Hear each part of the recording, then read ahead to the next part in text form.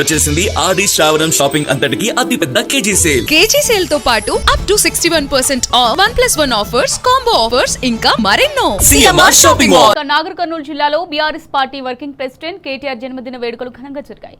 హంగు ఆర్భాటాలు లేకుండా సేవా కార్యక్రమాలతో కేటీఆర్ జన్మదిన వేడుకలు నిర్వహించారు.